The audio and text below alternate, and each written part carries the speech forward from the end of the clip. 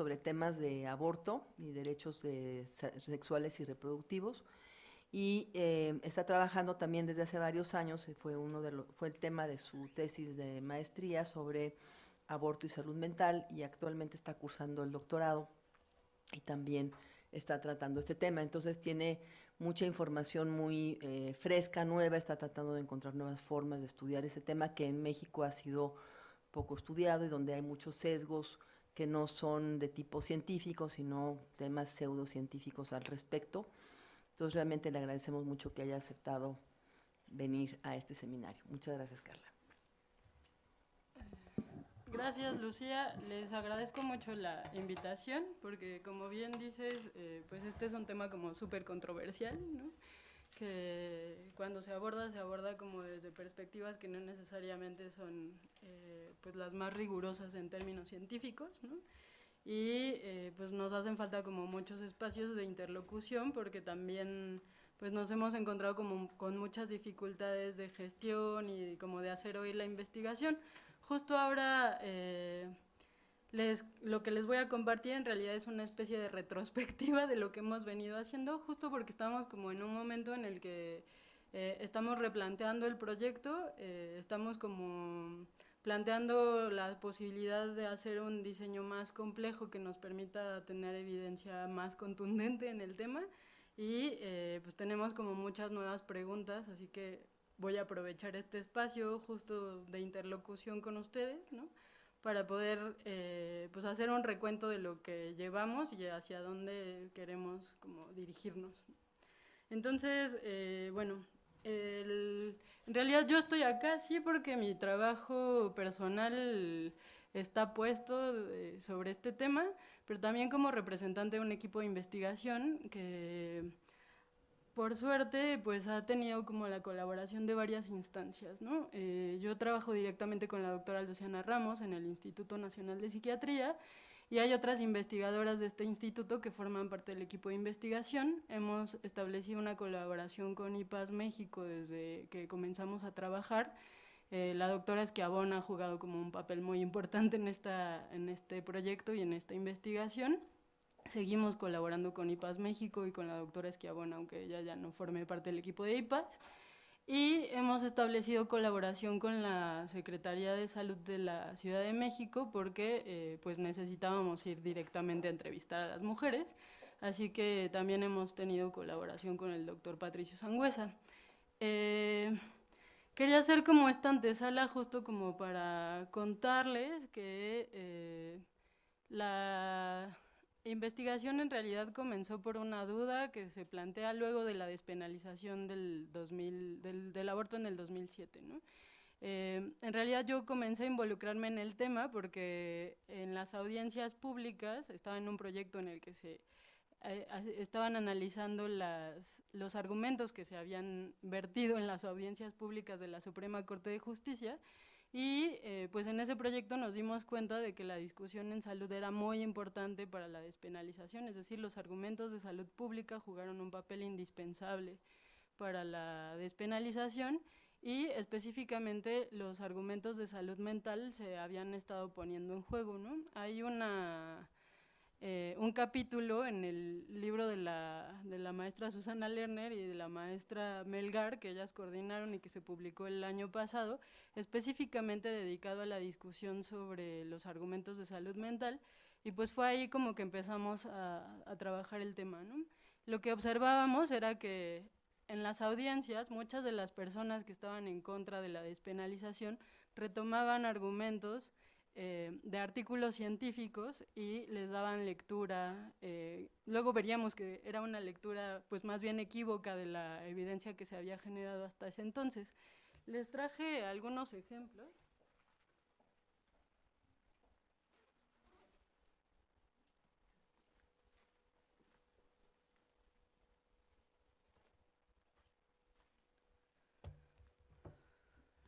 Miren, por ejemplo, uno de los argumentos que se decían como en contra de la despenalización es que las mujeres que se someten a un aborto tienen 5 veces más probabilidad de vivir alcoholismo o adicción a las drogas que las mujeres que dan a luz, ¿no?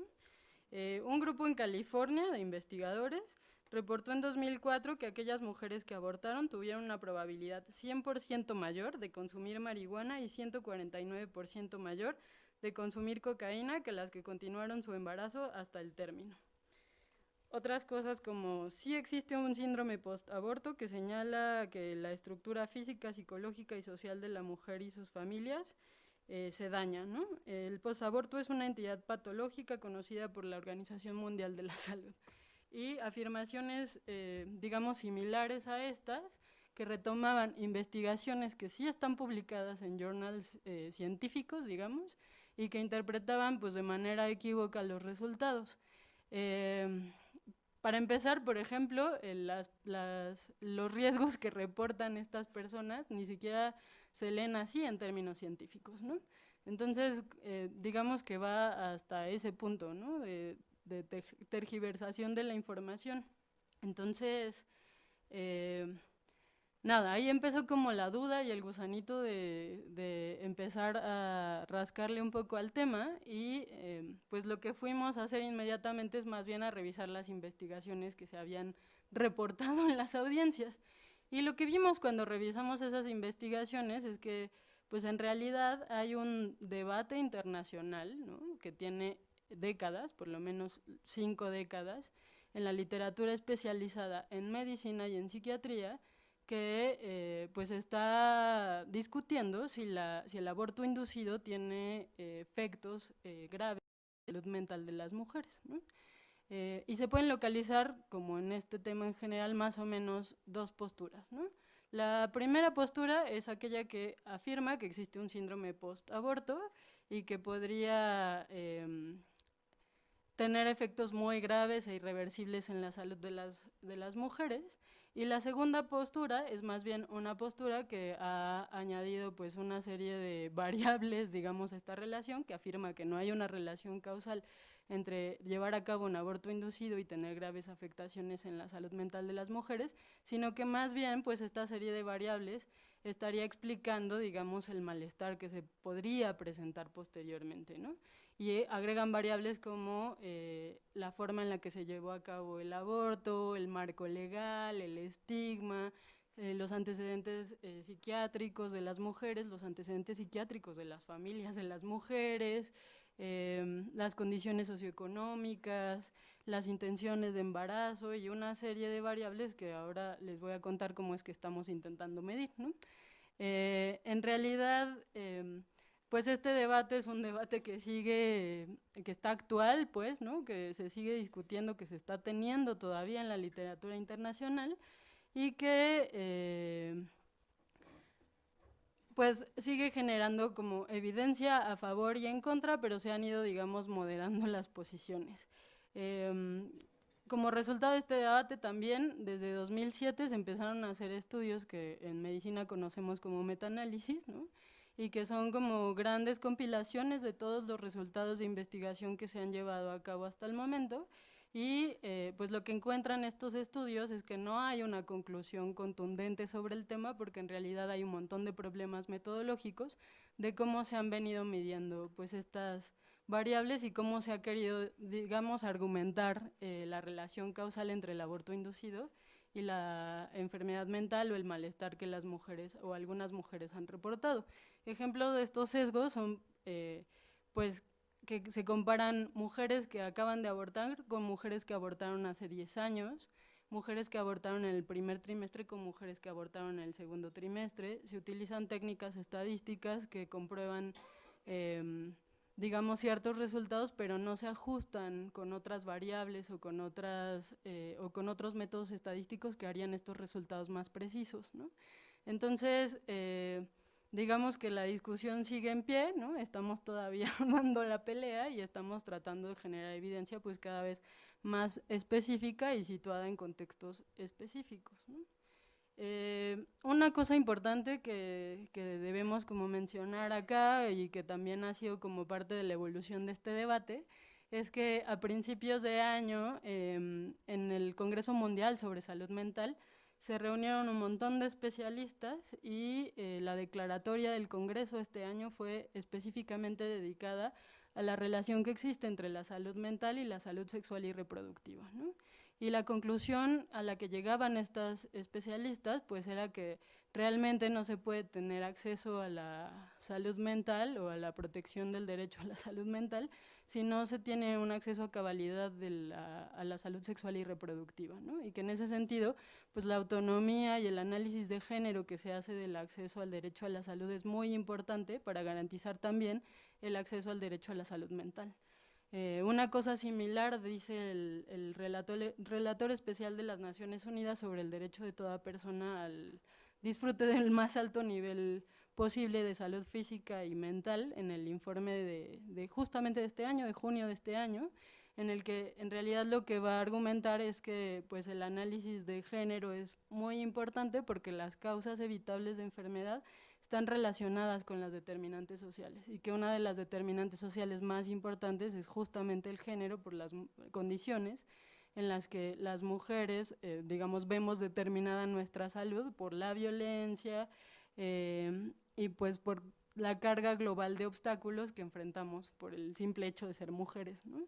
Entonces, en ese sentido, pues el relator menciona que es prioritario asegurar el acceso a la salud sexual y reproductiva para tener acceso al derecho a la salud mental y a la salud en general, ¿no? Y bueno, un poco para ir entrando en contexto, quería como hablarles primero de en qué situación se embarazan las mujeres en este país. Esta exposición, por supuesto, que no va a ser para nada exhaustiva, simplemente son como algunos datos salpicados para tener como un punto sobre los que luego podamos como hablar y discutir. Y un poco también para dar contexto a lo que estamos haciendo, ¿no? Y bueno, ¿en qué situación se embarazan las mujeres en México? Sabemos que el 97% de los jóvenes inicia su vida sexual entre los 15 y 19 años, pero pues la mitad no utilizan métodos anticonceptivos. Los 20 años es según la ENADID la edad de la primera unión. Y bueno, las mujeres entre 15 y 29 años, el 34% está casada o en unión libre. De esas mujeres, o más bien del total de las mujeres en edad fértil, el 41% utilizó algún método anticonceptivo en su primera relación sexual. Sin embargo, cuando revisamos estos datos en función de la escolaridad, lo que vemos es que las mujeres que tienen una escolaridad de primaria o menos, solamente el 16% utilizó un método anticonceptivo en su primera relación sexual y las que tenían preparatoria o más utilizaron el 60% de estas mujeres, ¿no? Un método anticonceptivo en su primera relación sexual. Según la ENADID, la tasa de fecundidad global es de 2.21 hijos, o sea, de 2 hijos en promedio por cada mujer en México. Sin embargo, otra vez cuando lo desagregamos por nivel de escolaridad, lo que tenemos es que las mujeres con primaria incompleta tienen en promedio 3 hijos, mientras que las mujeres con educación media pues tienen 1.7 hijos, ¿no?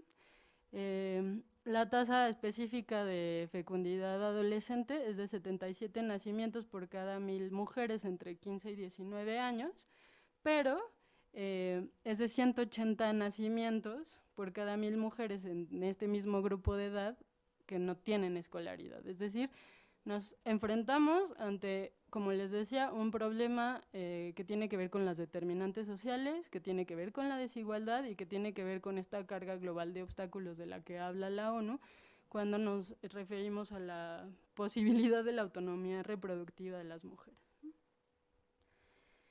Esta es una tabla que está en el reporte de los perfiles reproductivos de CONAPO de este año. Y lo que nos muestra es solamente para la Ciudad de México la proporción de embarazos, o más bien de hijos vivos, de acuerdo a la planeación o al deseo del embarazo, ¿no? Y lo que vemos es que pues, el 80% de los hijos nacidos vivos, de las mujeres que tienen entre 15 y 19 años, en realidad son de un embarazo que fue no planeado o no deseado, y pues este porcentaje va disminuyendo conforme vamos aumentando el grupo de edad de las mujeres, pero digamos en los resultados globales, otra vez si lo analizamos por escolaridad, pues lo que vemos es que entre menor escolaridad, menor posibilidad de reporte más bien, sí, de reporte de planeación de un embarazo, ¿no? Entonces, parece que las intenciones de embarazo de las mujeres pues están en función de qué tantas oportunidades de desarrollo tienen, ¿no? Otros estudios previos al de CONAPO y que están basados, por ejemplo, en la ENADID, en los datos de la ENADID 2014, lo que reportan es que es más probable que una mujer que tiene más escolaridad reporte un embarazo como no deseado o no planeado que una mujer que no tiene alto nivel de escolaridad, porque eso está en función de qué tanto ha podido planear sus oportunidades de desarrollo y como su plan de vida, digamos, a más largo plazo, ¿no? Y una de las grandes hipótesis en la evidencia internacional también refieren que algunas mujeres que tienden a reconciliarse, digamos, con la noticia de un embarazo no esperado más rápidamente, pues tiene que ver como con la posibilidad de renunciar más fácilmente a estas expectativas que tenían de desarrollo de su plan de vida como sujetos individuales, ¿no?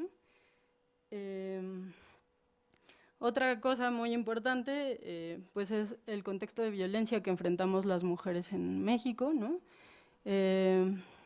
Ya sé que tenemos muchas críticas sobre los resultados de la INDIRE de este año, ¿no?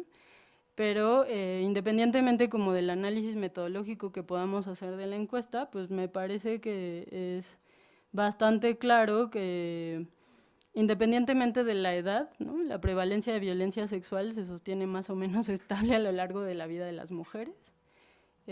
Por otro lado, la violencia emocional y la violencia física siguen siendo dos de los grandes problemas a los que nos enfrentamos las mujeres en este país y que en términos pues, de las decisiones reproductivas son variables muy importantes que porque se ha probado que influirán, digamos, sobre la forma en la que las mujeres deciden utilizar métodos anticonceptivos, negociarlos con su pareja, continuar un embarazo, tener relaciones sexuales, ¿no?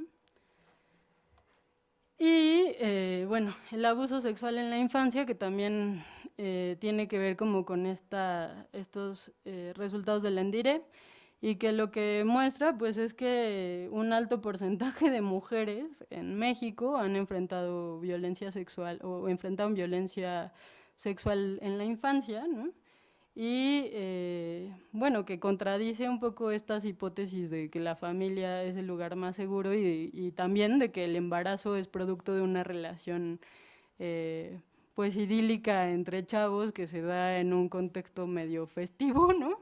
Y que pues más bien tiene que ver con la violencia por un lado y por otro que continuar o la decisión de continuar o no con ese embarazo y continuarlo de hecho pues no es una situación feliz, ¿no? Y bueno, en ese contexto, yo quiero plantear acá como premisas básicas que me parece que son necesarias para llevar a cabo investigaciones en este contexto y en este tema, y que me parece que son premisas que hemos ido construyendo a lo largo de nuestro trabajo en estos años, ¿no? Y que pues nos han sido como, o sea, ahora aparecen ahí como resumidas, pero que no han sido tan sencillas, ¿no? La primera es una visión panorámica, porque entre tanta discusión y lectura, pues en realidad nos hemos dado cuenta de que tanto las variables como los diseños de investigación, los temas, incluso los grupos de investigación, ¿no? Están peleados y separados cuando hablamos de mujeres que están embarazadas y de mujeres que deciden interrumpir el embarazo, cuando en realidad es un poco pues un continuo, ¿no? En realidad se podría ver una gradiente, digamos, en las trayectorias reproductivas de las mujeres. Una mujer que está embarazada no necesariamente nunca ha abortado, o una mujer que llevó a cabo un aborto, pues puede continuar con su autonomía reproductiva y querer tener un hijo en algún momento, ¿no? No tenemos por qué verlas como grupos separados y en ese sentido, pues es mucho más importante que defender nuestros territorios de investigación, entender que estos son outcomes que están presentes en la vida reproductiva de las mujeres y que sería mucho más útil en términos de la toma de decisiones, por ejemplo, para política pública, que hagamos una investigación centrada que describa más bien los efectos diferenciales de las variables que se juegan, ¿no? En cada momento del outcome reproductivo, es decir, Por ejemplo, las variables de apoyo social o de estigma son muy importantes y determinan qué tanto una mujer va a decidir continuar o terminar con un embarazo y cómo se va a sentir a continuación de esta decisión, ¿no? Y es mucho más útil que generemos modelos pues explicativos de cuál es la diferencia entre estos dos grupos de mujeres, más que investigarlas por separado o pensar que no tienen nada que ver unas con las otras. La otra es que pues hemos elegido un marco conceptual basado en las teorías de estrés que se pusieron de moda en la psicología en los 80s, porque nos permite ver los outcomes de salud mental más allá que como un momento dado o como un trastorno mental, pues más bien como un proceso, ¿no? En el que están presentes las emociones, en los que los malestares van y vienen, en los que las mujeres también tienen recursos para hacer frente a estas decisiones y a estos complejos contextos en los que se van a enfrentar con sus familias, con sus parejas, con su historia misma, ¿no? Y nos permite tomar en cuenta que hay antecedentes para mirar el problema, es decir, cuando las mujeres se enteran de que están embarazadas y están como ante la decisión de continuarlo o no, pues no están ahí en blanco, ¿no? Tienen una historia y tienen una historia que está regulada, digamos, por estas determinantes sociales que les van a permitir tomar una decisión en cierto sentido y no otro. Entonces, elegimos este marco conceptual porque nos parece que nos da espacio para darle lectura a estas posibilidades. La otra es, pues, en serio un compromiso metodológico porque muchas de quienes formamos parte del trabajo de investigación que desempeñamos, también hacemos trabajo en el activismo, ¿no? Y entonces hemos hecho, me parece, un gran esfuerzo por separar nuestro trabajo como activistas de nuestro trabajo como investigadoras, y eso ha dado paso como a la posibilidad de una duda genuina en la que sí hacemos investigación pues lo más objetivo posible que podemos, ¿no? Y pues que se apega, digamos, a los procedimientos metodológicos científicos de alto rigor y altos estándares. Y la otra, pues es que la información que generamos es información situada, ¿no? Es muy importante que leamos estos resultados de investigación como solamente en la Ciudad de México, porque lo único que hicimos fue entrevistar a mujeres que habían interrumpido en el servicio público de la ciudad en condiciones legales, gratuitas, seguras, ¿no? Eran mujeres que habían abortado con medicamentos, ni siquiera entrevistamos a mujeres que lo habían llevado a cabo con AMEU, y pues que esos resultados tienen límites, ¿no? Cuando ahora vean un poco las conclusiones, cuando yo me refiero al aborto como una forma de afrontamiento, en realidad me refiero a situaciones específicas, ¿no? Y en ese sentido creo que es muy importante porque una de las grandes críticas a la investigación en este tema ha sido justo la falta de matiz, ¿no? Parece que todo fuera blanco y negro y la verdad es que no, ¿no? Hay una diversidad de resultados que dependen pues de la influencia y de qué tan precisas podamos ser en la descripción de estas variables que ya les contaba antes, ¿no? Entonces, nada, pues en ese contexto, ¿qué es lo que hemos hecho? Pues hemos hecho un seminario para el diseño de instrumento de evaluación que nos llevó cerca de 1 año y medio, ¿no? En reuniones donde todas participábamos, donde revisábamos literatura y donde se fue ajustando el cuestionario. Es un cuestionario estructurado porque lo que hicimos fueron entrevistas estructuradas con las mujeres. Luego realizamos una prueba de factibilidad en los servicios de interrupción legal del embarazo. Eran mujeres que habían interrumpido su embarazo con medicamentos, que habían ido a un centro de salud T3 en la Ciudad de México y fueron 114 mujeres. Diseñamos como parte de los resultados de esa prueba de factibilidad un instrumento de tamizaje para los servicios de salud de la Ciudad de México, en el que pues, se podría localizar como aquellas mujeres con riesgos psicosociales que pues, tienen antecedentes que podrían configurar sí un malestar después de la ILE y que no tienen acá claro que ver con la ILE, con el procedimiento en sí mismo, sino con pues las condiciones en las que ellas llegaban a realizarse el procedimiento y aún así se lo realizaron, pues, ¿no? Estamos llevando a cabo un seminario sobre salud mental y salud sexual y reproductiva porque en la nueva fase del estudio vamos a entrevistar mujeres embarazadas y pues necesitamos de nuevo como repensar nuestro instrumento y la forma de evaluación de estas variables. Hemos estado haciendo trabajo de gestión con instancias de la Secretaría de Salud y del IMSS. Este año recibimos la noticia de que tenemos un financiamiento chiquitín por 3 años del Consejo de Ciencia y Tecnología, y pues hemos tenido colaboración internacional con Universidad de la República, ¿no? Investigadoras de Montevideo, y de Estados Unidos con la doctora Nancy Russo, que formó parte de la revisión sistemática que hizo la Asociación Americana de Psicología, el doctor Fernando Wagner, que es experto en diseño epidemiológico, y actualmente también estamos teniendo intercambio con la doctora Geraldine Barrett, que es experta como en medición sobre intenciones de embarazo. Y bueno, un poco para ir entrando en materia, pues, ¿qué sabemos, ¿no? Sobre esta investigación, o sobre esta línea de investigación más bien? Pues eso que les contaba de que hay una serie de problemas metodológicos en la evidencia que se ha generado hasta el momento y que afirma una relación causal entre estas dos situaciones, que en realidad no existe una relación causal entre el aborto inducido y la salud mental de las mujeres, sino que más bien pues hay una serie de factores circundantes y concomitantes que podrían modificar qué tanto estas mujeres van a mostrar un malestar después de llevar a cabo un aborto inducido, que el estigma ha sido reportado como uno de los predictores más importantes y poderosos del malestar posterior, que hay un fenómeno llamado paradoja hispana, que resulta que las mujeres que están intentando evitar un embarazo por medio del uso de métodos anticonceptivos, cuando les falla por alguna razón relacionada con el propio método o con su modo de utilización, digamos, van y les preguntan como medida, digamos, complementaria de las intenciones de embarazo, cómo se sienten con respecto a la noticia de estar embarazadas, aunque estaban tratando de prevenirlo. Y las mujeres hispanas, particularmente las mujeres mexicanas, tienden a reportar que están muy felices de estar embarazadas, ¿no? Y entonces los investigadores estaban pues sorprendidos de esta declaración, ¿no? Pero ¿cómo es posible que usted esté tan contenta si lleva todo este tiempo tratando de prevenir un embarazo, ¿no? No, que no quería.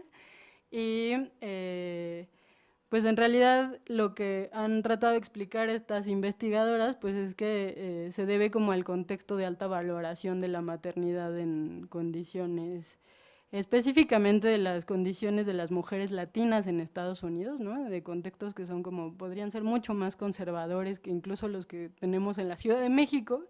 Y otro ejercicio interesante que hicieron estas mismas investigadoras fue, además de preguntarles como con un cuestionario cerrado y esas cosas, ir a hacer pues investigación cualitativa con estas mujeres que les habían dicho que estaban contentas.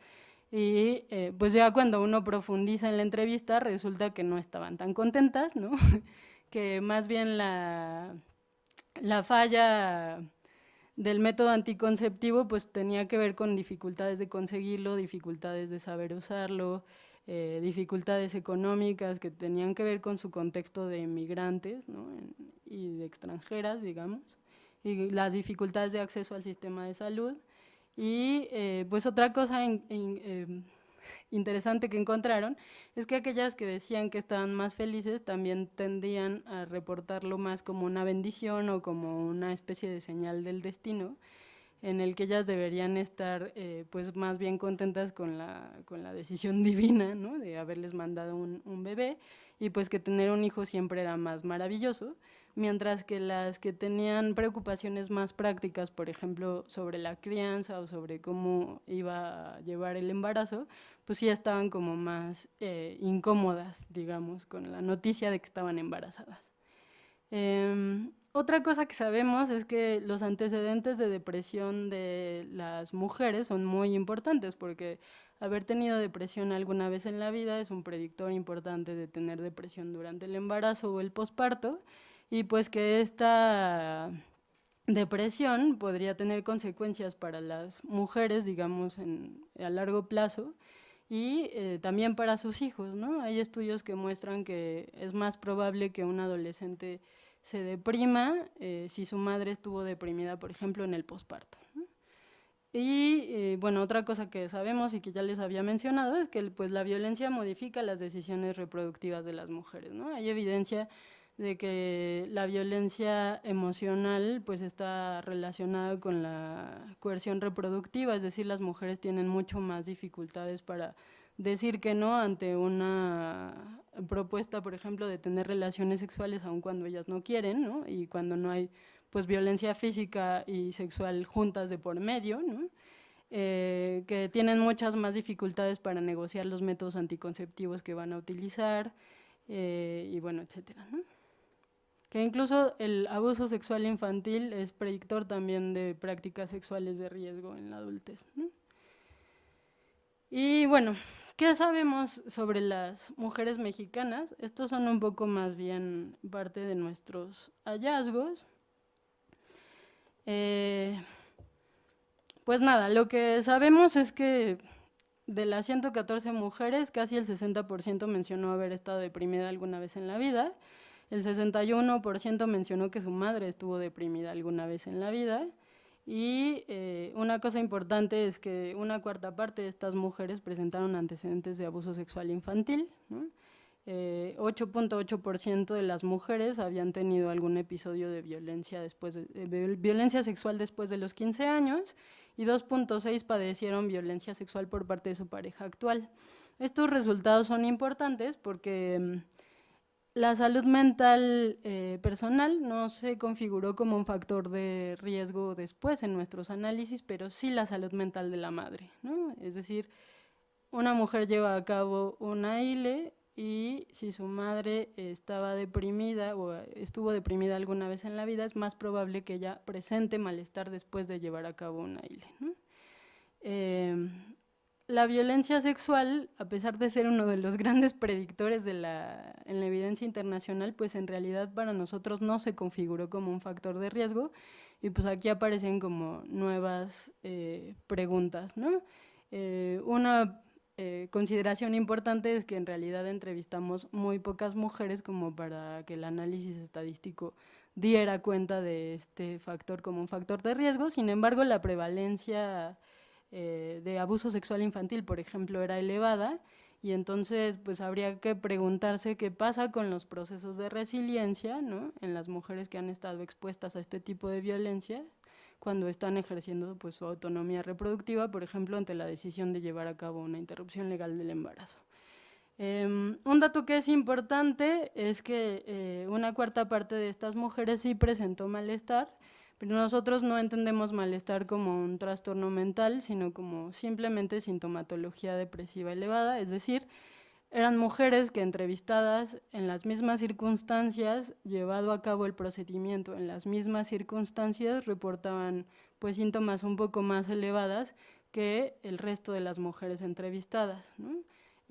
Esto es muy importante como de considerar porque no estamos en realidad evaluando que hayan tenido algún trastorno mental, sino que puede ser, por ejemplo, una reacción de ajuste por el tiempo en el que las entrevistamos, que fue en la visita de seguimiento, que fue solo entre 1 y 2 semanas después de haberse realizado la ILE, es decir, podrían haber estado más tristes solo como un momento de ajuste y no necesariamente como un indicador pues de que fueran a desarrollar sintomatología depresiva o un trastorno de un episodio depresivo, ¿no?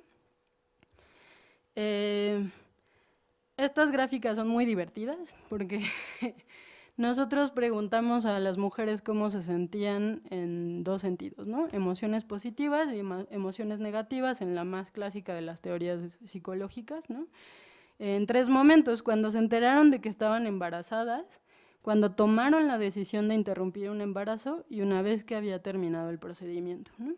Y lo que se ve pues es que las emociones negativas eran mucho más elevadas o eran más elevadas que las emociones positivas cuando las mujeres recibían la noticia de estar embarazadas, es decir, estaban más confundidas, avergonzadas, preocupadas, estresadas.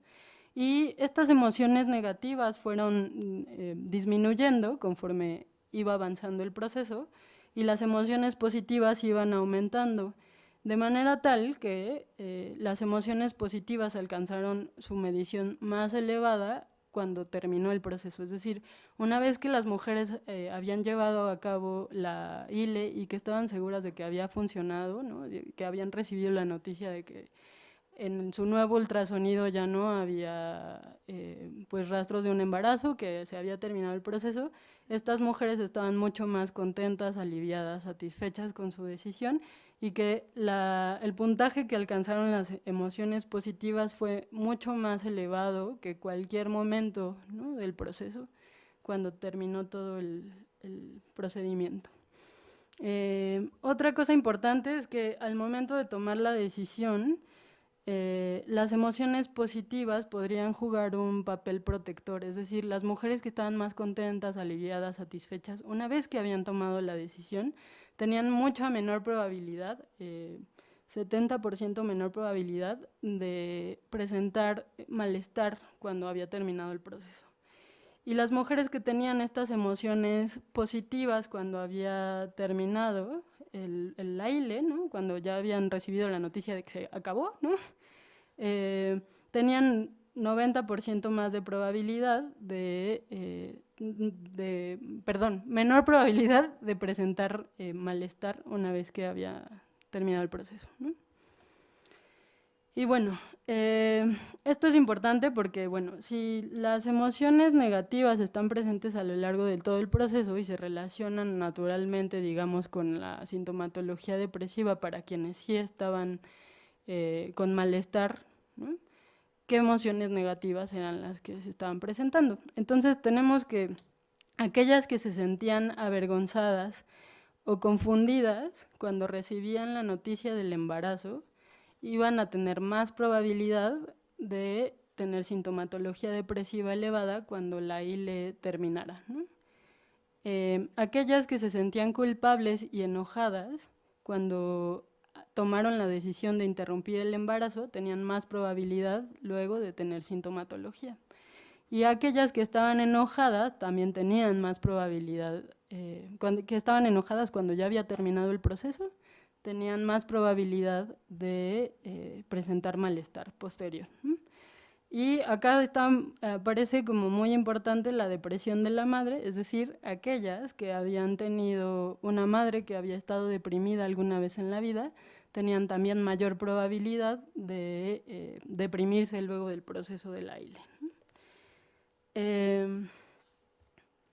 ¿Qué más sabemos? Resulta que en la entrevista pues hicimos una serie de variables que son las variables que se han reportado en la literatura internacional y que son las que ya les habíamos contado.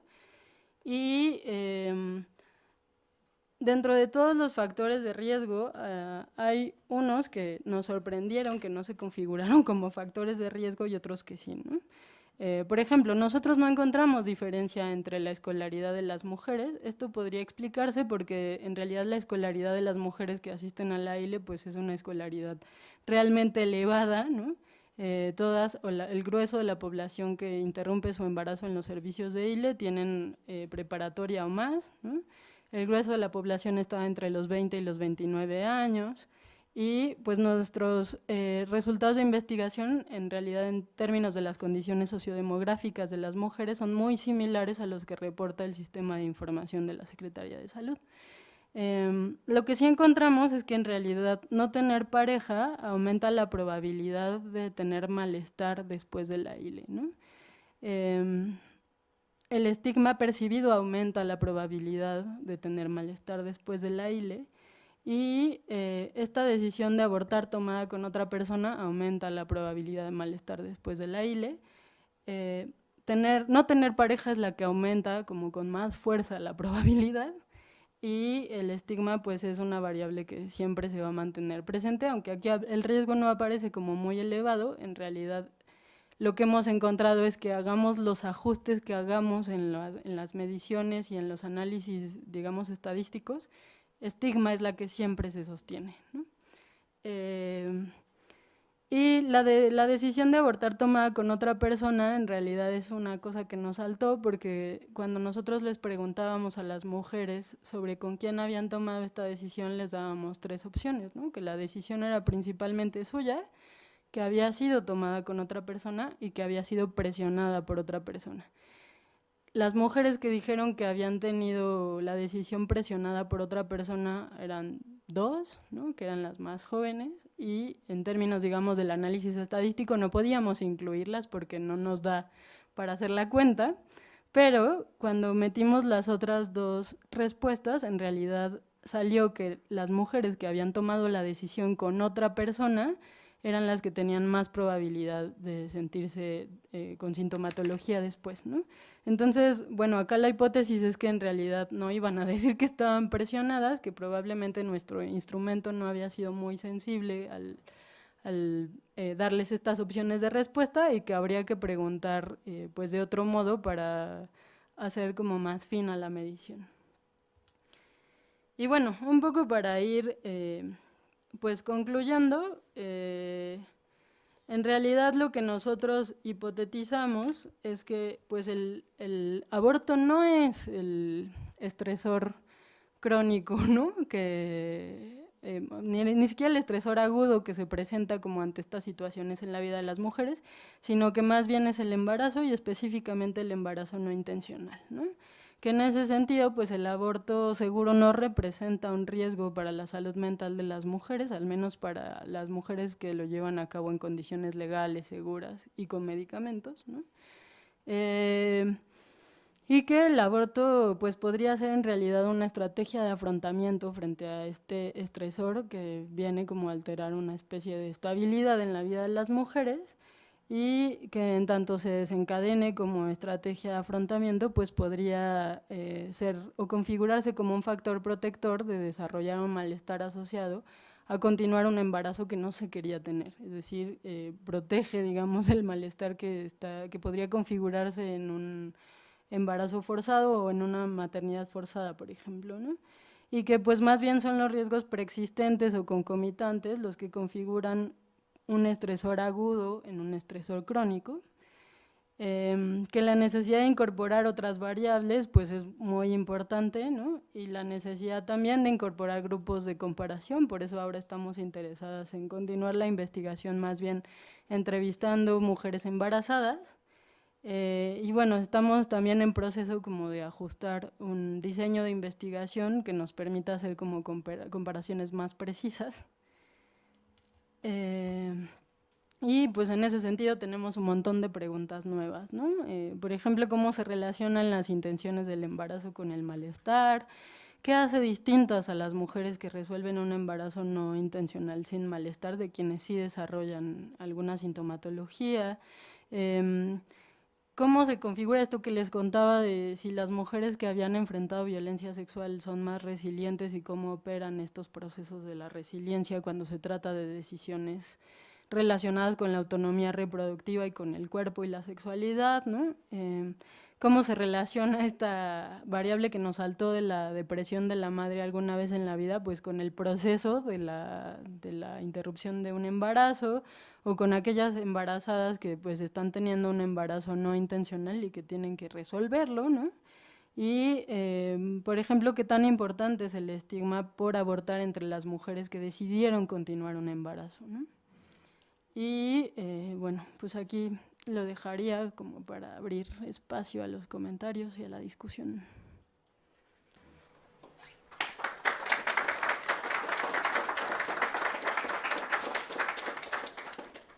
Bueno, pues muchísimas gracias, Carla. Creo que es una charla muy clara, como siempre. Tienes una gran claridad de exposición en temas muy complejos, y eso es muy agradecible, sobre todo cuando puede haber muchísima discusión, ¿no?, sobre todo lo que estás planteando. Creo que todo tu planteamiento inicial de cómo empezaron la investigación, además de toda la trayectoria que tú tienes, y de todos los problemas que existen, ¿no? O sea, no llegan a un campo donde simplemente haya evidencia, sino evidencia que hay que quitar, ¿no? O interpretaciones de esa evidencia que hay que primero como barrer para poder empezar a ver qué es lo que sí pasa y qué no pasa, ¿no? Entonces creo que en ese sentido lo has planteado muy bien. Y por otro lado, bueno, pues cubres un montón de temas, ¿no? Desde, a mí me llamó mucho la atención ahora que se está hablando tanto del embarazo adolescente, o se habla de repente embarazo adolescente y luego se olvida, etcétera, la importancia de la educación como medio de prevención, ¿no? Entonces sería una pregunta, parece que eso es lo que apunta las estadísticas que estuviste analizando, ¿no? Que quizá habría que ir más allá de esto, pero esa idea de que las mujeres sin escolaridad tienen más posibilidades de quedarse embarazadas, pues también por falta de información, etcétera. Y también esa otra hipótesis que alguna vez estábamos discutiendo de qué tanto no tienen otro proyecto de vida o otra forma de valorarse y puede algunas, digamos, directa o indirectamente buscar ese embarazo, ¿no? O que sea un embarazo no deseado, pero que finalmente les dé un sentido a su vida, etcétera. Que es como el doble filo de esta cuestión. Y bueno, más que nada, la claridad para explicar, digamos, la importancia de tomar en cuenta todo el contexto, ¿no? de las mujeres que han abortado, cuál era sus riesgos previos de tener problemas o algún tipo de afectación a la salud mental, así como las diferencias que estableces entre lo que puede ser una tristeza, un llanto, lo que sea, digamos, porque finalmente puede ser una pérdida, pero nada grave, y lo que es la salud mental, ¿no? Porque creo que ahí hay una trampa que muchas veces usan las personas antiderechos, de decir que cualquier tipo de manifestación negativa, digamos, de emoción negativa, ya es una depresión o es este supuesto síndrome postaborto que no existe, ¿no? Cuando a lo mejor por la mera también cambio hormonal tienes unas bajas o cambios de emoción, ¿no? Y finalmente creo que lo que va a ser muy interesante, y te invitaremos nuevamente a exponer, ¿no? O al equipo, es cuando hagan esta comparación con las mujeres embarazadas, ¿no? Por toda la trayectoria, los diferentes puntos que se pueden cuestionar, pero más siempre yo digo, a ver, ¿por qué no le preguntan a las mujeres embarazadas que continúan su embarazo cómo se sienten, ¿no? ¿O por qué no tenemos suficientes estudios que digan de las mujeres que han abortado que se sienten liberadas, ¿no? Porque siempre parece que la pregunta es ¿usted cómo se siente? Y es como si nadie pudiera decir me siento liberada, y el interrumpir un embarazo no deseado es una liberación, cuando tú no decidiste eso, ¿no? O por lo menos para muchas mujeres, no voy a hablar por todas, ¿no? Pero digamos que entonces creo que ese va a ser un tema muy, muy interesante, y que es esa parte muy novedosa también de la investigación que están haciendo, ¿no? Bueno, yo como no soy experta, aquí hay muchas expertas que van a hablar que pueden hablar sobre el tema, hay muchas personas que quieren preguntar y comentar. Quisiera abrirlo a sus comentarios y preguntas para Carla. Entonces, tenemos un micrófono, y si no, pues mejor con el micrófono porque están grabando, entonces para que nos puedan escuchar. Que adelante, preguntas, comentarios.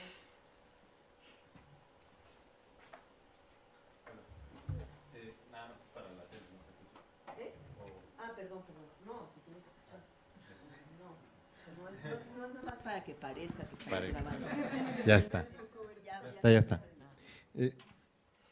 De la vertiente esta del estigma, ¿te acordarás qué tipo de reactivos venían en el instrumento? Porque justo es este asunto del que dices, es constante, pero es bajo. Y al parecer como que de los estudios internacionales era como de los que estaban como más recargados. E incluso se me ocurría esta parte de referir los malestares después del aborto a los malestares del embarazo no deseado. Y dije, bueno, pues seguramente ahí también van a salir los de estigma. Pero cómo preguntarlo, cómo empezarle ahí a entrar, más o menos te acordarás de qué tipo de reactivos eran. Sí, hacemos varias. Sí, si quieren varias preguntas y vamos contestando. Usted había levantado la mano. Perdón. ¿Se lo paso aquí? Voy a poner uno de cada lado y voy a pedir que me ayuden para no estar recorriendo Bueno, básicamente yo quiero como hacer algunos comentarios, Carla.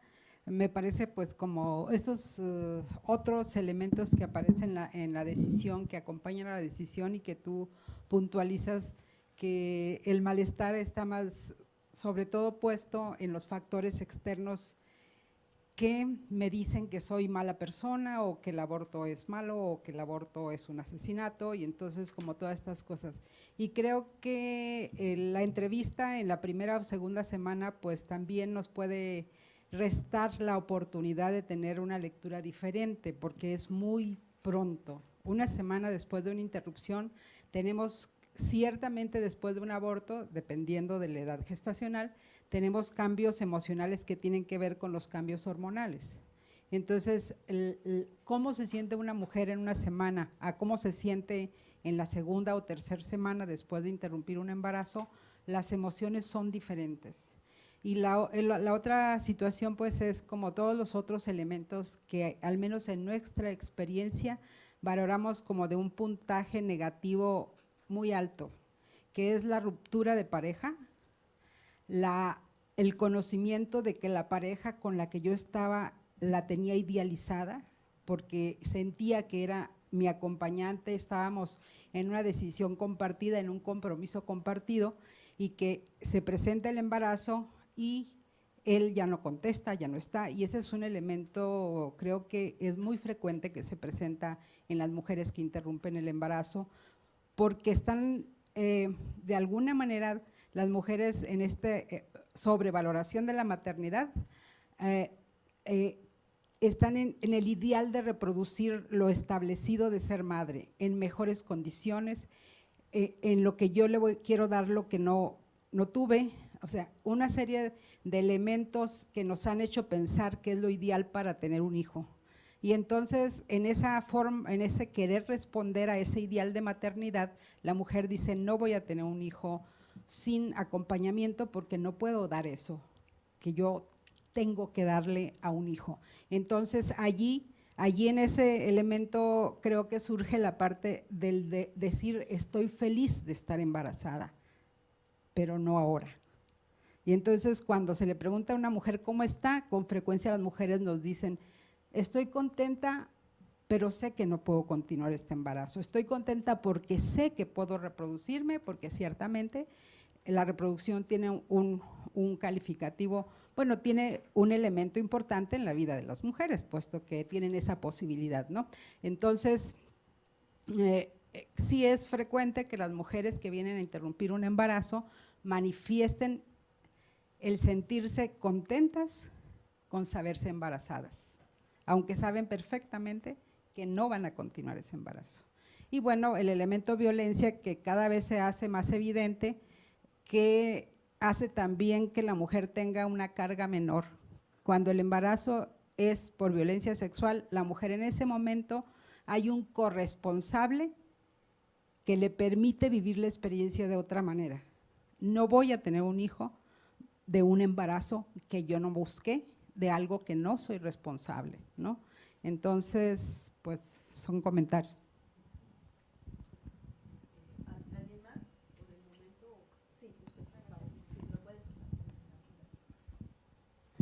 A mí me gustaría saber si se puede acceder ya a los resultados de esta investigación, porque la verdad que yo me quedé así como muy apabullada y no sé, necesito como calma y leer todo. Me parece súper interesante el estudio que hicieron, súper necesario por todas las razones que tú dijiste. Es, digamos, uno de las vertientes del tema del aborto que menos está estudiada, ¿verdad? Y que donde flaqueamos más incluso las personas que estamos a favor del aborto como un derecho de las mujeres, ¿verdad? Porque si bien sabemos de cómo manipulan la información los otros, no tenemos con qué rebatir, ¿verdad?, en términos de evidencia científica. Entonces, en ese sentido me parece algo así, no solamente importante por los resultados que obtuvieron, sino en términos políticos, ¿verdad? Entonces, bueno, eso sería uno. Ahora yo estoy muy interesada en leer los resultados, también tu tesis, así que después te voy a pedir. Y me llamó mucho la atención el tema bueno, que a ustedes también, el posible vínculo entre la depresión de la madre de la mujer embarazada y que se realiza el aborto, ¿verdad? Y entonces quisiera saber ahí, ¿cuál fue la pregunta, verdad? Porque depresión puede decir tantas cosas según la formación que uno tenga, de dónde viene, etcétera, ¿verdad? Entonces, también puede estar influyendo eso, ¿verdad? O sea, ¿qué se entiende por depresión? Por eso quiero saber si nos puedes comentar qué decía la pregunta y si no consideraron o si tienen contemplado una investigación de tipo cualitativo, ¿verdad? Que tiene una riqueza y una fuerza que va mucho, mucho, mucho, mucho más allá de la investigación de corte cuantitativo, pero que sabemos que tiene muchas dificultades, ¿verdad? Sobre todo en temas tan delicados y tan íntimos como este, ¿verdad? Gracias.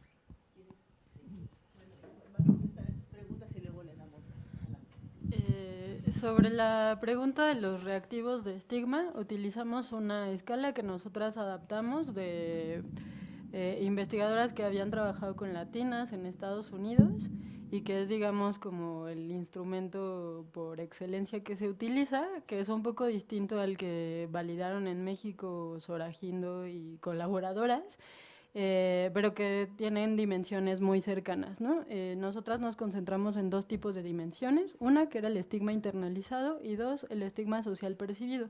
Entonces, las preguntas rondaban básicamente sobre qué tan en paz se sentían ellas con su decisión, qué tanto sentían la confianza de haber tomado la decisión correcta, y la segunda dimensión, qué tanto estaban preocupadas porque otras personas las juzgaran a partir de la decisión que habían tomado, ¿no? Si iban a hablar mal de ellas, si esta decisión iba a afectar sus relaciones con alguien más, por ejemplo, la pareja, ¿no?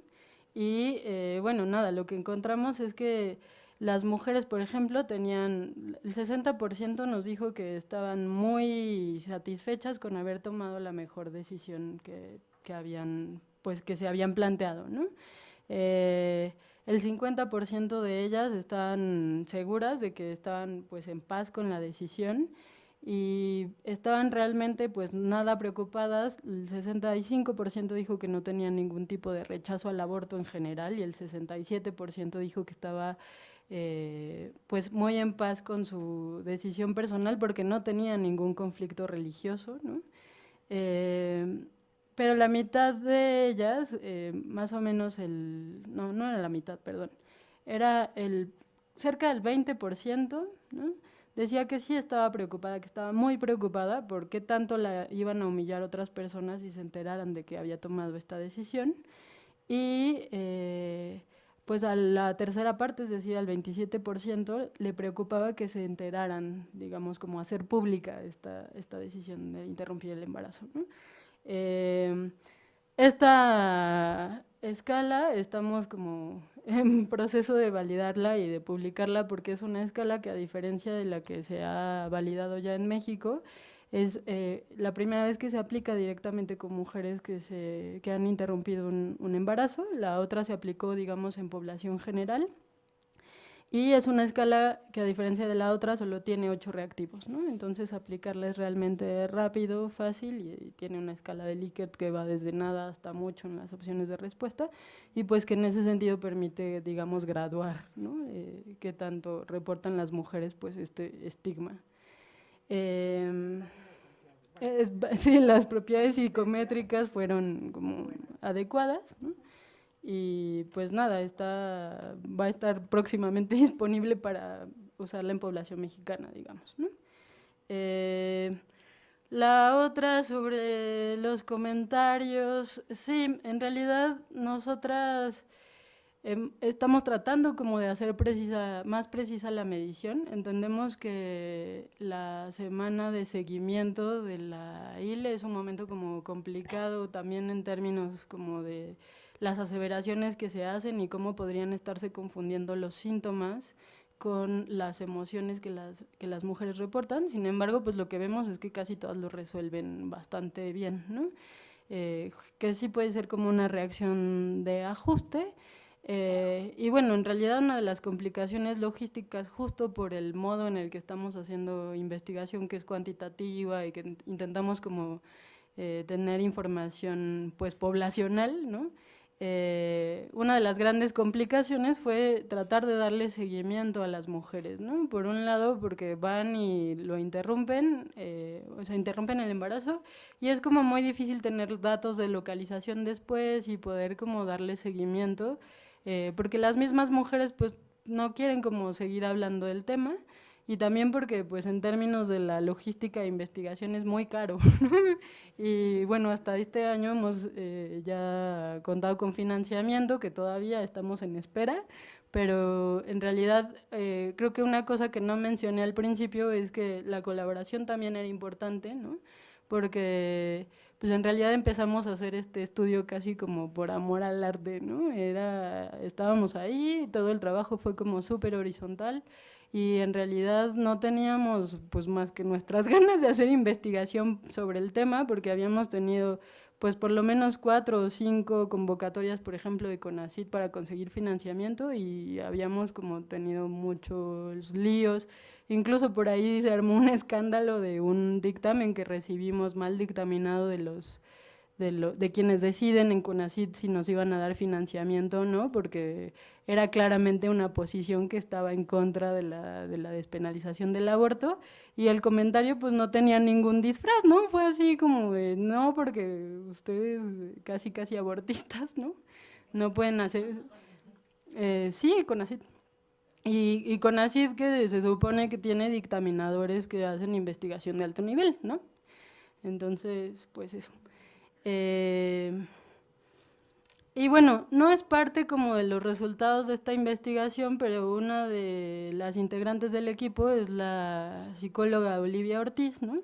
Que ha hecho acompañamiento y de consejería, digamos, post-aborto, y que en realidad ella localiza el proceso de embarazo-aborto como una de las decisiones más importantes en términos de la autonomía reproductiva de las mujeres. Es decir, Olivia afirma que en realidad para muchas mujeres que ella ha escuchado, pues es la primera vez que pueden tomar una decisión sobre su cuerpo, ¿no?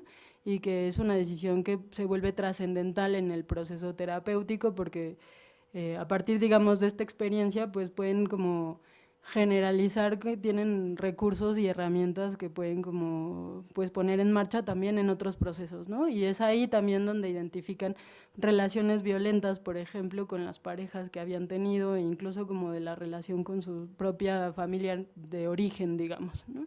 Entonces, pues en ese sentido sí entendemos que la información cualitativa puede como darnos pues otro enfoque que podría ser mucho más amplio y mucho más rico, ¿no? Un poco para contestar a la otra pregunta. Sin embargo, estamos como interesadas en hacer investigación con este enfoque porque nos parece que no hay información, digamos, estadística, ¿no? Como que señale factores de riesgo específicos, que nos dé modelos que sean más o menos precisos de cómo se comportan estas variables y los malestares, sobre todo en términos de la toma de decisiones para política pública, por ejemplo, ¿no? Que fueron los argumentos pues tan importantes de salud pública los que ayudaron a argumentar por qué era importante la despenalización en el 2007, y que además fueron también los que se valoraron en las audiencias, ¿no? Entonces nos parece que en ese sentido el corte de investigación que estamos utilizando pues es el más adecuado para generar información que sea de fácil difusión, que sirva para la toma de decisiones y que además se inserte en la discusión internacional sobre el tema. Por otro lado, sí estamos considerando hacer por lo menos una etapa de investigación cualitativa, quizás no como investigación cualitativa como tal, porque tampoco quienes participamos del equipo de investigación tenemos tantas herramientas en este modo de hacer investigación, pero por lo menos sí una fase para poder ajustar las preguntas que vamos a hacer ahora con las mujeres embarazadas, ¿no? Después de esta experiencia tenemos pues muy ubicado el perfil de las mujeres que asisten a la interrupción, a la ILE, en los servicios de la Ciudad de México, pero en realidad conocemos como muy poco sobre cómo se comportan estas variables en las mujeres embarazadas, ¿no? Entonces nos gustaría como acercarnos más a la población y conocerlas mejor antes de llevar a cabo un estudio definitivo, ¿no? La idea es que antes de ir a entrevistarlas con un instrumento y una batería, pues podamos ir a preguntarles, por ejemplo, qué diablos entienden por un embarazo no planeado o no deseado, ¿no? Porque esta variable, pues, de las intenciones del embarazo ha sido como muy importante en la evidencia internacional y justo estábamos discutiendo, ¿no?, la semana pasada que en realidad pues las nociones de embarazo planeado, no planeado, deseado, no deseado, a las mujeres ni les son tan útiles ni les importan tanto en la vida cotidiana, ¿no? Y que más bien se trata de una categoría de análisis para hacer investigación, pero pues que no les representan como una gran pregunta en realidad, ¿no? Y los resultados pues están en prensa, tenemos algunos resultados preliminares que ya enviamos a las revistas, que estamos en espera de dictamen. El artículo del modelo se está trabajando todavía y los resultados preliminares pues sí están en la tesis todavía, ¿no? Pero bueno, si te interesa podemos como acercarnos. Sí, está en la biblioteca y está... Sí, en la biblioteca del instituto y también en la biblioteca central, porque el posgrado que yo hice es en Facultad de Medicina en colaboración con el instituto. La depresión de la madre.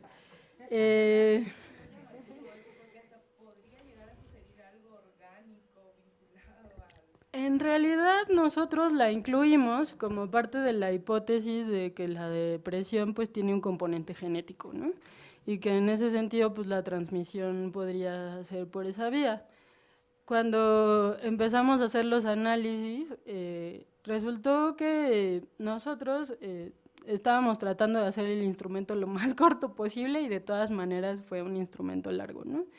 Las medidas que utilizamos de antecedentes de depresión son de autorreporte, pero las medidas que utilizamos del desenlace, es decir, de la sintomatología, sí se hicieron con un instrumento validado que es el CESD de 35 reactivos.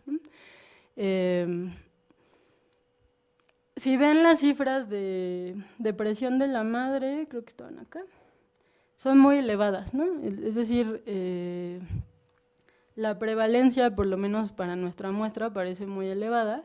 Sin embargo, la depresión es el trastorno mental más prevalente en la población mexicana y específicamente entre las mujeres, ¿no? Y específicamente entre las mujeres en edad fértil. La depresión, digamos, perinatal, es decir, la depresión durante el embarazo y la depresión posparto son los trastornos mentales con prevalencias más elevadas en comparación con otros trastornos mentales. Entonces, era altamente probable que encontráramos mujeres con este tipo de síntomas, ¿no?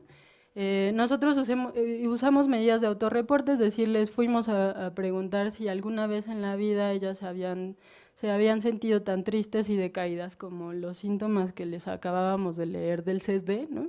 Con tanta intensidad y con tal duración que ellas dirían que estaban deprimidas, y era una pregunta dicotómica que tenía sí y no. Y luego fuimos a preguntarles después de eso, inmediatamente después de eso, si su madre había estado deprimida alguna vez en la vida, ¿no? Si había tenido algún problema del ánimo. Ahora, si quieren, se las leo tal cual.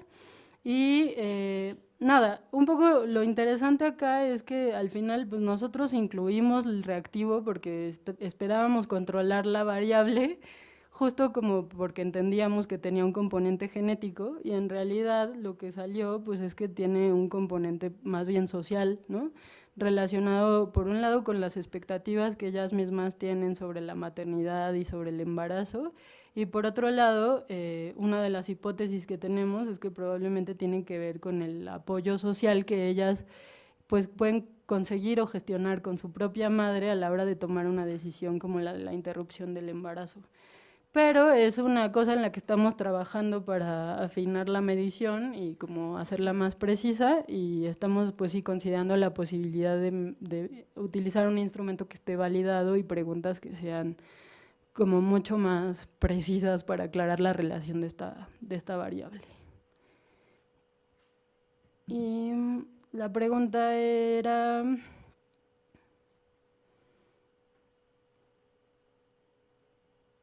Sí, su mamá ha estado deprimida, esto quiere decir que haya padecido cambios fuertes del estado de ánimo de los nervios, y era así y no, ¿no? Esta pregunta ya se había utilizado en un estudio previo sobre depresión postparto y había funcionado también en el mismo sentido, ¿no? Es decir, era más probable que si estas mujeres contestaban que sí a esta pregunta, luego resultaran con depresión postparto. Bien, el micrófono está aquí, si se lo puede empezar a Rafaela, por favor, que está allá, había levantado la mano. Bueno, cada vez que te oigo me gusta más, ¿verdad? Y yo creo que, no sé si lo comentaron al principio, y en relación a las muchas preguntas que estoy oyendo, creo que es importante recordar la intención inicial de esta investigación, que va de la mano con lo que tú decías, el tema de cómo responder a uno de los tantos argumentos y muy utilizados por la ultraderecha, que es el tema de que el aborto genera pobre salud mental, síndrome de estrés postraumático, como síndrome de estrés postaborto, etcétera. Pero generando evidencias locales, porque la respuesta internacional la teníamos y la hemos usado muchas veces. La evidencia generada esencialmente en Europa, en países del norte de Europa y en Estados Unidos, pero no teníamos ninguna evidencia local. Y creo que esta es la fortaleza de esta investigación. Además, la fortaleza es lo que tú estás presentando, la validación de la mayoría de los instrumentos. Es decir, el cuestionario costó mucho trabajo integrarlo para hacerlo chiquito, pero no es un cuestionario que la gente se sacó las preguntas del sombrero, sino que se utilizaron reactivos muy validados y validados en población local. Y creo que a la luz de lo que estamos viendo ahorita, la paradoja mexicana, es aún más necesario generar la evidencia local, porque se está encontrando en algunas investigaciones que las mujeres mexicanas se comportan de manera diferente de las mujeres norteamericanas, por ejemplo, y son las mujeres mexicanas nacidas en México, porque las mujeres latinas nacidas allá ya se parecen más a las norteamericanas. Entonces creo que es, digamos, valida aún más la necesidad que identificamos en un principio de generar evidencia local y generarla con instrumentos validados, probados en otras investigaciones. El tema del timing, del momento en que aplicar la entrevista, evidentemente pues es un tema importantísimo, pero para muchos estudios. Definitivamente nunca pretendimos hacer un estudio longitudinal y por eso la selección de las mujeres que abortaron con medicamento, porque esas sí regresaban a la visita de control entre una semana y las 2 semanas, regresaban, se le daba la consulta, el diagnóstico, etcétera, y después se aplicaba la encuesta. Ahora, yo creo que aún así, con estos límites del timing, y las investigaciones internacionales demuestran que el tiempo funciona de alguna manera normalizando las relaciones, ya sea si investigamos embarazos no intencionado, el estudio de Diana Foster, el famoso estudio de las mujeres a las cuales se le negó un embarazo en Estados Unidos, el corte más largo, más reciente que se reportó 3 años después, las mujeres a las cuales se denegó un aborto, comparada con las mujeres que pudieron tener un aborto, en realidad se van emparejando. Y también al analizar la pregunta de la intencionalidad o no del embarazo, cuanto más te alejas del evento, tanto más es probable que las mujeres subreporten que el embarazo había sido no intencionado, que es una forma de, no sé, como la de resiliencia, de ajuste, de coping con un evento. Ahora, queremos poner el énfasis sobre el hecho, el momento de pico máximo del malestar, pues lo vamos a encontrar cerca. Si queremos ver en realidad en la vida de la mujer cómo impacta a lo largo de su vida, pues Lo importante es tener presente la variable del timing. Yo creo que eso es muy importante y aplicarla de manera comparativa en los diferentes eventos que pretendamos estudiar. Entonces, sí es relevante, se asumió porque era la cosa más fácil que hacer en ese momento, pero también yo tengo un tercer motivación, que fue parte de la motivación que desencadenó el estudio. Si las mujeres se sienten mal en algún momento, tienen el derecho de ser atendidas. Y eso viene más allá de la hipótesis que pretendíamos demostrar, que el aborto no hay una relación de causa-efecto entre el aborto y una pobre salud mental, pero como sabemos que sí hay factores condicionantes, determinantes sociales o antecedentes de otro tipo, que sí aumentan el malestar en algunas mujeres, pues la hipótesis que dijimos es, bueno, tenemos que tener la capacidad de detectarlas y ofrecerle un apoyo específico, porque ese es el estándar más alto de salud que se merecen, más allá de, digamos, de la posición, de la postura ideológica. Y ese es ese instrumento de tamizaje que pretendíamos generar, que fuera más fácil, corto, etcétera, pero que ayudara a detectar a las mujeres, digamos, a las mujeres en el momento de la visita de control, si necesitaban un apoyo más personalizado, digamos, más allá de la consejería. Y creo que va de la mano con la rigurosidad metodológica que tú mencionabas, es también la rigurosidad de la intervención que pretendemos hacer, más allá de nuestra postura ideológica. Que tiene que ver, yo creo, también con la posibilidad de matizar las experiencias, ¿no? Es decir, el aborto no es la experiencia traumática que describen los grupos que están, digamos, en contra de la despenalización, pero tampoco es la experiencia intrascendente que a veces desde los feminismos tendemos, ¿no?, a, digamos, pormenorizar, ¿no? Entonces, también la idea como de separar este trabajo de investigación de nuestro trabajo como activistas, pues es justamente como hacer este compromiso metodológico de sí tener la descripción de las variables y la descripción diferencial de cómo estas variables se juegan en la experiencia de las mujeres, ¿no? No en la nuestra, ni en la que nos parecería ideal, ni en la que quisiéramos que fuera, ¿no? Entonces. Exactamente. Y yo creo que como último punto bueno, por supuesto tengo muchos más, este tema, la fuerza de la asociación entre estigma y malestar, digamos, llamámoslos como lo querramos llamar, que se repite y que no lo teníamos en la hipótesis inicial, salió con todos los análisis que se pudieron hacer, sale muy claro y también eso tiene implicaciones para la acción, es decir, realmente una intervención para disminuir el malestar de las mujeres es disminuir el estigma, es el estigma autopercibido, el estigma con que tratas a la mujer, el estigma en la sociedad. Es decir, esa es una intervención muy clara que puede ayudar a las mujeres a disminuir o a enfrentar este evento con una mejor salud mental. Y ya. Creo que otro tema más es esto de la decisión, lo que salió, este tema de la decisión tomada con otra persona, tampoco nos lo esperábamos. Yo creo que hay que trabajar más en las hipótesis explicativas. No es solo que pueda haber un antecedente de violencia, yo creo que pueda indicar una falta de autonomía. Las mujeres que te contestan, yo lo decidí, son mujeres que claramente asumieron demuestran una autonomía de decisión muy clara hacia sí misma, independientemente de que hayan sido apoyadas por alguien más. No sé, pero eso es algo que hay que trabajar más.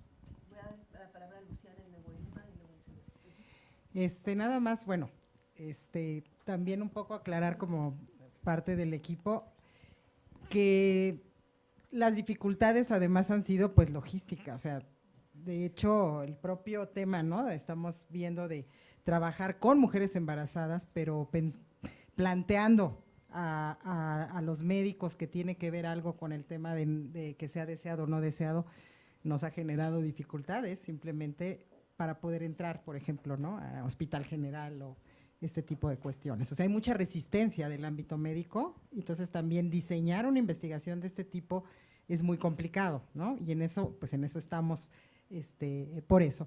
Y la otra es que también sí quisiéramos comentar que el proyecto originalmente y lo que va a hacer, esperamos, en el estudio comparativo, sí va a comparar trastornos mentales. Con un instrumento que se llama el CIDI, que es lo que se utiliza a nivel internacional y en México se ha utilizado en las encuestas de epidemiología psiquiátrica y todas las encuestas para abordar trastornos del estado de ánimo y trastornos de ansiedad. ¿Por qué? Porque este ha sido uno de los debates internacionales en donde no hemos podido entrar, digo, América Latina, pues porque no se ha podido, porque no existe la posibilidad de abortar legalmente, pero porque un asunto muy interesante que ha ido mostrando la evidencia es que lo que parece estar mucho más asociado con estos trastornos tiene que ver, por ejemplo, con el hecho de que sea un embarazo no planeado, no deseado, con que se hayan vivido experiencias de violencia en la infancia, sobre todo experiencias de abuso sexual. Sí hay un peso muy importante en la literatura internacional, o sea, tenemos que probar lo que dice Rafaela localmente, lo que dice Carla, qué pasa aquí de los antecedentes psiquiátricos, familiares y personales, por ejemplo. Entonces, hay un montón de hipótesis, ¿no?, que pueden ser muy útiles y si nos queremos aventar este tema de hacer este tipo de análisis con los trastornos mentales, porque entonces tendríamos esta evidencia ya muy dura, ¿no?, de que si efectivamente, ¿no?, una mujer que aborta va a desarrollar un trastorno mental derivado de la interrupción, que entonces el tema ahí es la complicación que existe para tener una muestra adecuada, o sea, hay que hacer cálculos muestrales y controlar muchas variables, o sea, controlar y también, ¿no?, tener todo este detalle y esta validación de instrumentos. Entonces sí ha sido un reto y creo que pues sí, nos está generando más preguntas, pero bueno, ahorita con cuestiones que han comentado, pues nos han sido yo creo también muy útiles porque tienen que ver con lo que están viendo cotidianamente con estas mujeres y eso es súper interesante, ¿no? O sea, que sería bueno, ¿no? Aparte de esta como validez interna, ¿no?, ir viendo esta situación y nada más hacer ese comentario. Bueno, una pregunta y dos comentarios. Me parece que es un estudio súper importante y al cual hay que darle más difusión y seguir insistiendo en ello, por supuesto. Mi primer pregunta sobre si ustedes pudieron hacer esa diferencia o no está relacionado con mis comentarios, que es el tema de la subjetividad y la percepción de sí de las mujeres. Es decir, el elemento que está ahí, que tiene que ver con la sensación de la mujer de tener el poder o no poder de decidir y de hacerlo de la mejor manera. Que me parece que es un elemento importante en términos de cómo lo vives. Entonces, el primero de si presenta más probabilidad de tener malestar a alguien que no tiene pareja, pues el saber si la pareja la perdió cuando se embarazó o si no tenía pareja, o sea, si perdió la pareja como resultado del embarazo, ¿sí? Es decir, ahí hay una diferencia sustancial, o sea, porque puede haber sido un embarazo ocasional con alguien que tiene varias relaciones o puede haber sido que tú estás midiendo una parte de las mujeres que fueron abandonadas o dejadas o se separaron debido al embarazo. Entonces, eso ya es algo que está contaminando, digamos, esa parte, ¿no? La otra parte que creo que me interesa con respecto al tema de la subjetividad y los elementos que a lo mejor pueden irse trabajando un poco, que para mí son importantes, por ejemplo, el tema de la pregunta sobre la madre, ¿no? Entonces, yo digo que es percepción. Y hay que aclarar que no es que la madre haya estado deprimida, es que esa hija la percibió deprimida. Entonces, eso también es un elemento importante porque en realidad también la sensación de que te deprime es un tema de relacionamiento social y de madres con hijas y de espacio familiar. Entonces, creo que eso sería algo importante como de hacer como la diferencia, ¿no? Y lo otro, me parece que a lo mejor precisamente el hecho de que ya hayan podido hacer este estudio puede ayudar para que se hagan más, entre otros, porque creo que el tema de la posibilidad de autonomía, no autonomía, nos permitiría como ver que es muy diferente para alguien que puede írselo a hacer cuando quiera, donde quiera y no a través del sistema de salud de la Ciudad de México. Entonces, el tema de simplemente decir, ya pude tomar esta decisión sin arriesgar mi vida, es un elemento muy importante. Entonces, en ese sentido, sí puede ser una variable que esté funcionando en ese sentido. Tan es así que a mí me llama la atención que 1 de cada 5 sea sobreviviente de abuso sexual. Entonces, podrías esperar, por lo tanto, tener más porcentaje por la acumulación de estresores, y sin embargo no lo tienes. O sea que sí hay elementos, hay protectores muy importantes que a lo mejor pueden ser subrayados y presentados como elementos, digamos, en este sentido, de la posibilidad de acceder al aborto en condiciones, pues con todas las probabilidades de que algo, o sea, te haga sentir mal, porque el otro tema probablemente tiene que ver con preguntémonos sobre lo que es lo humano de tomar una decisión en las constricciones de la propia vida.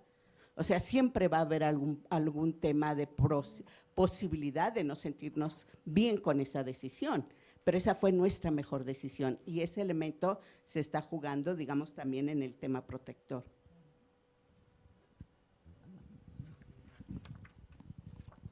Buenas tardes. Bueno, creo que estamos viendo las cifras así de manera muy general, ¿no? Los porcentajes, pero no sé hasta qué punto se puedan tomar las condiciones socioeconómicas, ¿no? De si una niña de 15 años que vive, que tiene un aborto, tiene dinero para pagar, bueno, para pagar un médico bueno.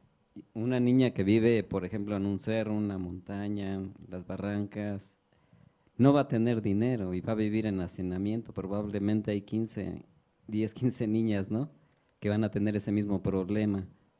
Para transportarse va a tener que usar un micro, a lo mejor el metro, el metrobús, entonces va a tener más acoso, más violencia que una niña que va a la escuela en un auto particular. Y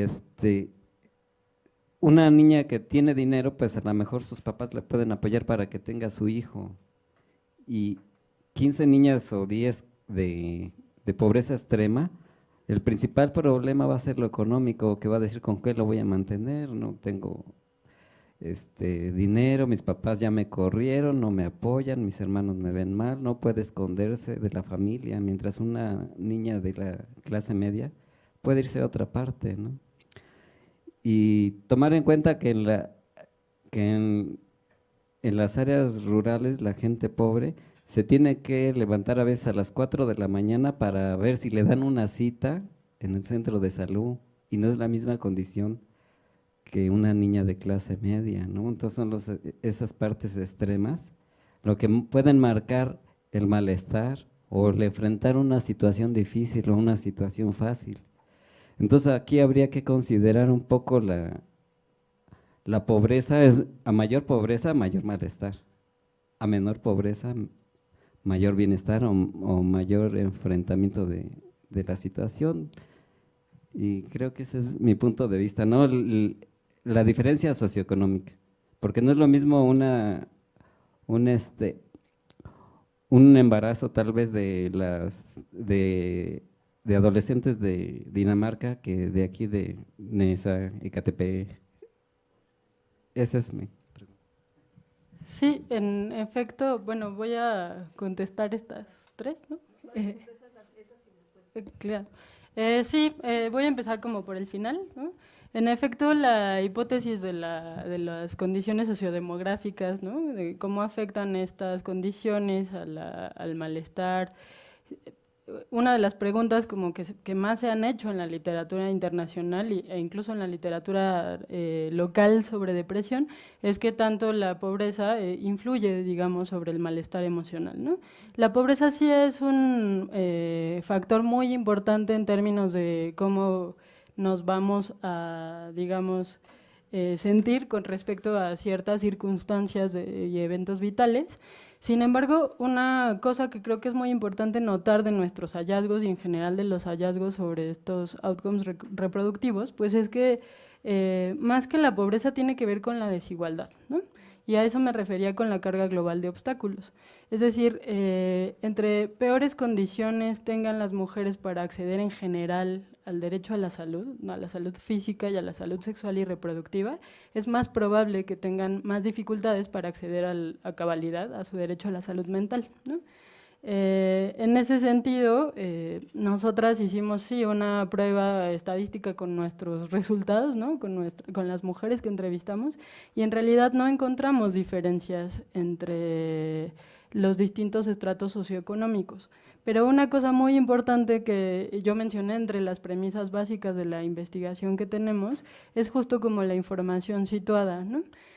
Acá es muy importante recordar que nosotras estamos hablando de mujeres que interrumpieron el embarazo en la Ciudad de México, porque es la única ciudad donde la despenalización del aborto permite hacerlo de manera segura, legal y gratuita, ¿no? En instancias estatales, por ejemplo, y también privadas, pero digamos las mujeres tienen la opción de llevarlo a cabo sin pagar, ¿no? Y en las mejores condiciones posibles, pues. La otra cosa que no mencioné y que tiene que ver con las características de las mujeres que entrevistamos es que una tercera parte de la muestra provenía del Estado de México, ¿no? Porque sabemos que hay mujeres que vienen del resto de los estados de la República a interrumpir el embarazo a la Ciudad de México justo por este contexto de restricción legal en el resto del país, ¿no? Entonces, bueno, una diferencia o un hallazgo importante quizás de destacar acá es que incluso las mujeres que venían de Nesa, de Catepec y de los municipios conurbados, ¿no? que provienen del Estado de México y que podrían tener alguna diferencia socioeconómica con las mujeres que venían de la Ciudad de México, no mostraron, digamos, mayor probabilidad de tener un malestar luego del ILE, ¿no? Entonces, es como muy importante justo destacar que esta es una de las hipótesis que se han preguntado o probado más persistentemente en la literatura de este tipo, pero que en los resultados recientes, los nuestros y de otras investigaciones también en Estados Unidos y en Australia, han encontrado que en realidad no es una variable relevante, ¿no? Entonces, bueno, habrá que seguir con la discusión sobre este tema y también empezar a pensar cómo medimos ciertas cosas de las condiciones socioeconómicas, porque quizás lo que estamos midiendo no es tan preciso en términos de la desigualdad y del acceso a los servicios de salud, ¿no? Luego, la otra pregunta sobre el control de sí. Nosotros incorporamos una medición sobre la confianza en sí misma de las mujeres que era tomada de una escala de resiliencia que ya había sido probada, diseñada específicamente con mujeres mexicanas y fue como muy difícil de calificar porque aquí me parece que hay un problema epistemológico de cómo construimos la evidencia en salud pública en general, ¿no? Los paradigmas de salud pública en general tendemos a buscar factores de riesgo que afecten, ¿no?, a desenlaces que generalmente están relacionados con la enfermedad, ¿no? Porque esa ha sido pues la historia de la salud pública y de la construcción del conocimiento en este campo, ¿no? Entonces, me parece que uno de los grandes retos que enfrentamos hoy también es cómo le damos la vuelta a esta construcción de la historia de la salud pública y cómo comenzamos a buscar factores protectores, ¿no?, en esa misma lógica. Y también desenlaces que focalicen a las mujeres que sí lo resolvieron, que son más resilientes, que están contentas, que se sienten aliviadas, que están satisfechas con la decisión. Entonces, a lo mejor lo que hay que empezar a discutir es, por un lado, digamos, en un nivel de discurso más a nivel epistemológico, ¿no?, con la construcción del conocimiento en las ciencias de la salud, y por otro lado, como la dificultad de trabajar variables que tienen que ver pues con estos desenlaces y estas variables que implican más bien el bienestar y no la enfermedad, ¿no?, en las investigaciones sobre salud en un contexto en el que la salud no es más la ausencia de enfermedad, ¿no? Tuvimos por eso mismo pues muchas dificultades para incorporar esta escala al desenlace, porque nosotros estábamos focalizando sintomatología depresiva elevada, ¿no? Entonces, era muy probable que se desechara entre las variables relevantes que predijeran este desenlace, Y así ocurrió, pero lo que hicimos fue analizarla por separado en un artículo que también está en prensa, y lo que encontramos es que en realidad las que tenían menores puntajes en esta escala de confianza en sí mismas son las que tenían más probabilidades de presentar el desenlace, es decir, a mayor confianza en sí mismas, pues lo iban a resolver como más fácilmente. Y sobre la pregunta de la pareja, teníamos una pregunta acerca de si actualmente tiene pareja, que era dicotómica, y luego si esa persona sabía del embarazo, ¿no? La mayoría de las mujeres contestó que sí.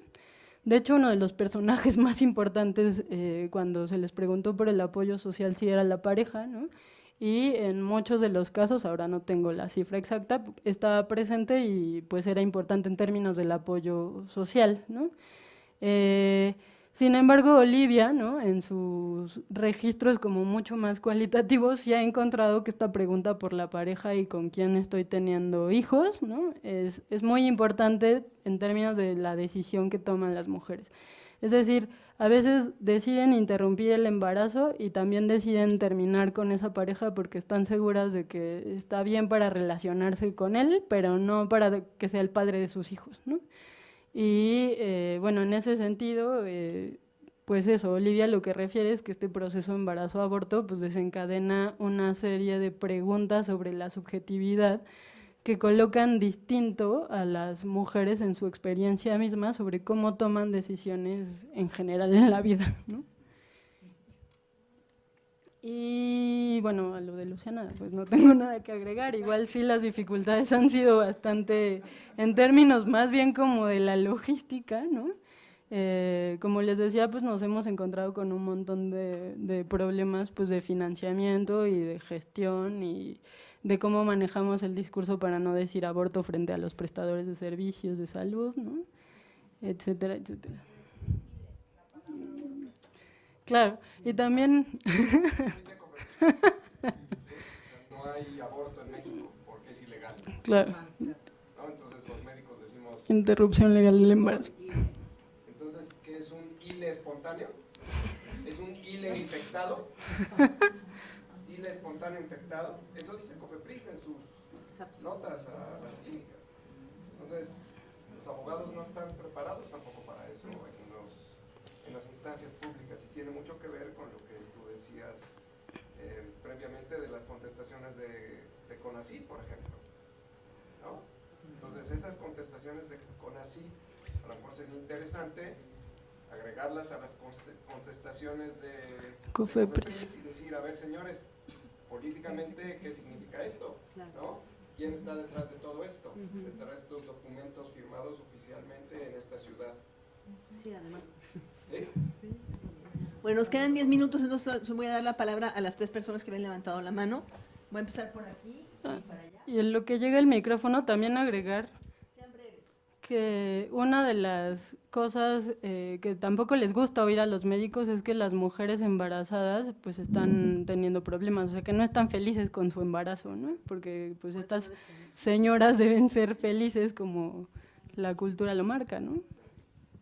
Yo quiero hacer un comentario y una sugerencia que no tiene que ver con… es mucho más general que la investigación específica que están haciendo, que es interesantísima. Yo me pregunto, ¿por qué no se agrega como un factor muy importante el concepto de maternidad al aborto? Porque, ¿qué efectos tiene el aborto en las mujeres que abortan en su idea de maternidad? ¿Sí? Sobre todo ahora que la idea de maternidad… bueno, está cambiando a marchas forzadas, digo, las mujeres que lo asocian, por ejemplo, a un exceso de sacrificio que no están dispuestas a hacer, digo, una no maternidad realmente libremente escogida, ¿sí?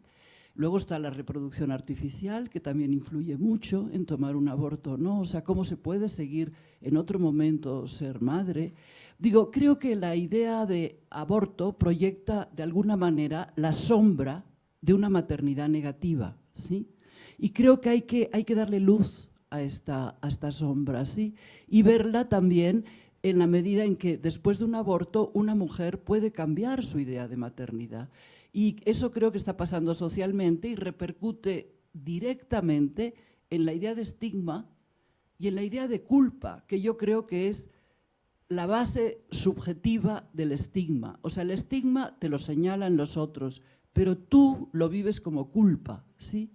Entonces, esta idea de culpa me parece a mí que cambia en la medida en que cambia la idea de maternidad, ¿sí? No la idea de libertad de escoger.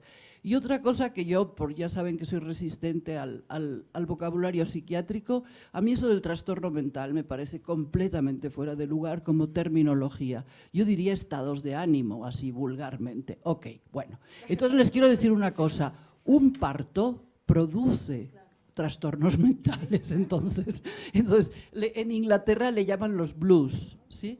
Obviamente, en un aborto tienes estados mentales trastornados y en un parto y en una lactancia y en una maternidad también.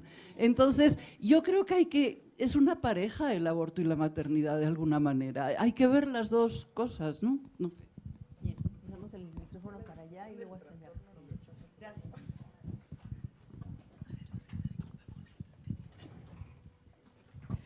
Bueno, pues son comentarios. Primero, pues el primer comentario, las felicito por lo que están haciendo, porque creo que es un trabajo que va a aportar muchísimo para otros trabajos, ¿no? Y como antropóloga, pues estoy acostumbrada a ver trabajos cualitativos, ¿no? Sobre esto, y creo que es muy importante también para cambiar un poco la forma en que pensamos el aborto, ¿no? Bueno, la interrupción legal del embarazo, ¿no? Para no errar. Y bueno, mis comentarios también viéndolo desde un punto distinto, ¿no? Al que ustedes están tratando en este momento. Hablaste un poco sobre la determinación, ¿no? La determinación social creo que es una parte súper importante que también tiene que ser medida, no solamente contada cualitativamente. Entonces, esa parte me parece muy interesante. Y también otra parte que mencionabas, la separación, ¿no? De la investigación y del activismo, que creo como investigadores estamos acostumbrados a decir que eso está bien, y yo pienso diferente, ¿no? Pienso que no está bien, que por qué tenemos que hacer eso, ¿no? Sino debería ser lo contrario, partir del activismo y hacer también investigación, ¿no? O partir de la investigación y hacer también activismo. Entonces, otra parte también muy interesante es cuando hablabas de salud pública y que estamos acostumbrados, ¿no? Al riesgo, ¿no? Y no a la prevención. Entonces, creo que esos puntos son muy importantes en la investigación. Por ahí van mis comentarios. Buenas tardes. Bueno, tengo así como dos preguntas. No sé si de pronto la primera que voy a hacer ya la habían nombrado, pero no me quedó como así muy claro. Y es si en el estudio que hicieron, sé que mostraste rangos de edad, pero no sé si todas las personas que pues abortaron eran primerizas o ya eran madres. O sea, no me quedó un poco claro eso. Y la segunda era, pues obviamente el aborto es un tema pues de gran estigmatización social, pero en ámbitos de redes de apoyo, por ejemplo, no sé si ustedes encontraron casos en donde hubo apoyo por parte de la familia, y si es así, pues fueron parte de las mujeres que presentaron o mayor malestar o por el contrario, se convirtió en una estrategia de afrontamiento. ¿Por qué lo nombro ese tema de familia? Porque muchas veces siento que cuando se habla de aborto se deja a la mujer como muy sola, o sea, la mujer está sola, pues en esta problemática, y no se tiene en cuenta precisamente la familia, y la familia, si bien puede ser un apoyo, también es importante tener en cuenta que uno se forma y se construye socialmente, y la familia precisamente se convierte en esa primera conjunto de personas en donde uno socializa y donde uno construye su historia de vida. Entonces muchas veces no se tiene en cuenta eso y digamos, no se responsabiliza posiblemente a la familia de también este tipo de acciones que uno pueda cometer, porque si bien la familia puede ser un término positivo, también puede ser un término que a uno le permite tomar ciertas decisiones que no pueden ser pues tan positivas. Y hablando de eso, pues positivo y negativo, lo digo en el sentido de, por ejemplo, del tipo de relación que uno establece con los otros y de llegar a establecer relaciones de pareja y demás. Entonces sí me gustaría saber si abordaron ese tema de familia. Bueno, otra vez empiezo, digamos, por el final. Las mujeres que entrevistamos, 2/3 partes ya habían tenido un embarazo anterior al que estaban abortando, es decir, el 60% de las mujeres no eran primigestas. Una de las discusiones más importantes que tuvimos con Rafaela fue como esta estratificación y por qué las íbamos a estratificar así. En realidad no encontramos diferencias entre aquellas que ya tenían hijos y las que no, al menos en términos de la probabilidad de que tuvieran sintomatología depresiva después de la ILE, ¿no? La otra es que el apoyo social es una variable como muy difícil de manejar. En realidad es una variable mediadora, ¿no? Que no se va a jugar como factor protector o predictor necesariamente del malestar o como determinante de que las mujeres estén bien, pero que sí va a funcionar como una especie de colchón, ¿no? Si al estigma le sacas el apoyo social, se dispara, ¿no? Y si al estigma le metes el apoyo social, como que se hace, claro, amortigua, se hacen los intervalos como más chiquitos, por ejemplo, en la medición que utilizamos, ¿no? Por otro lado, en términos otra vez de la decisión de si continúan o no con un embarazo, pues esperamos que el apoyo social se juegue completamente diferente, ¿no? Sabemos que las mujeres que reciben más apoyo social familiar, por ejemplo, pues tienden más a decidir que van a continuar con el embarazo, o al menos eso dice la literatura. Pero también sabemos, en la investigación sobre depresión postparto, que es un poco de lo que hablaba Isabel, que este apoyo social se mantiene durante el primer año de vida del hijo, pero es más probable que una mujer desarrolle depresión postparto después del primer año, porque el apoyo social desaparece, ¿no? Entonces, el apoyo social sí es una variable como muy importante, que está como escondida porque se juega como una especie de colchón de las otras, pero que no va a resaltar como uno de los predictores así más importantes o visibles, ¿no? Y, ¿qué otra cosa?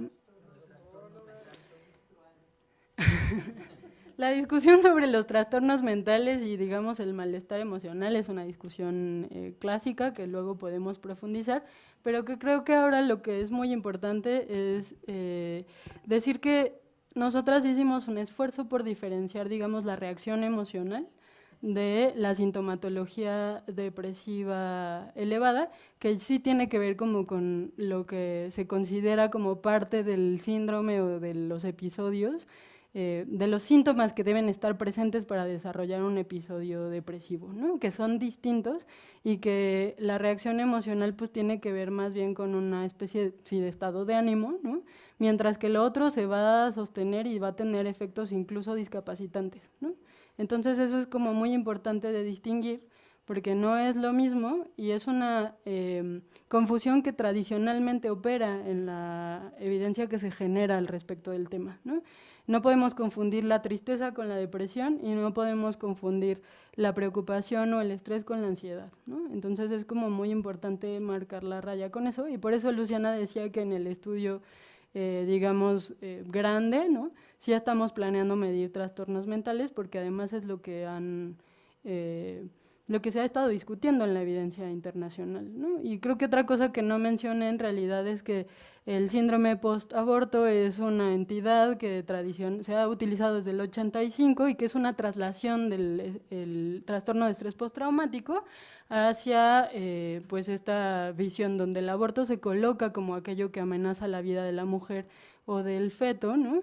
Y que podría tener, digamos, daños irreversibles y fatales en la salud mental de las mujeres, pero que ninguna instancia internacional de los manuales de enfermedad mental, de salud y de diagnóstico han reconocido como existente, ¿no?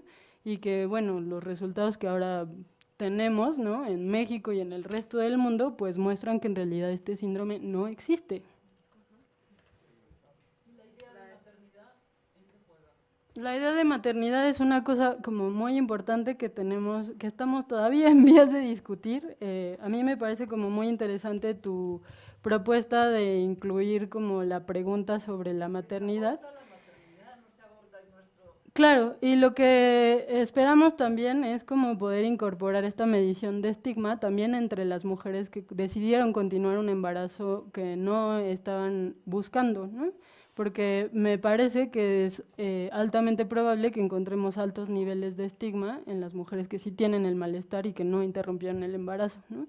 Pero es una hipótesis que habrá que probar y que me parece también que la idea de maternidad o las expectativas de la maternidad se juegan un poco cuando preguntamos sobre las emociones, cuando estas mujeres están planeando tener un embarazo. Es decir, la medida de las intenciones del embarazo tiene que ir acompañada por una medida de las emociones, ¿no?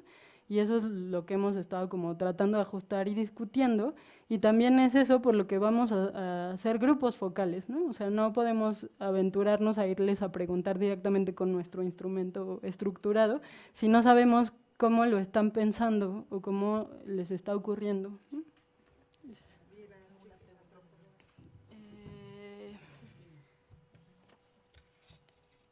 No sé cuál era eran comentarios más bien, ¿no? Y me parece que lo único que agregaría o, digamos, debatiría un poco sobre tu comentario es esta separación entre el trabajo de investigación y el trabajo de activismo.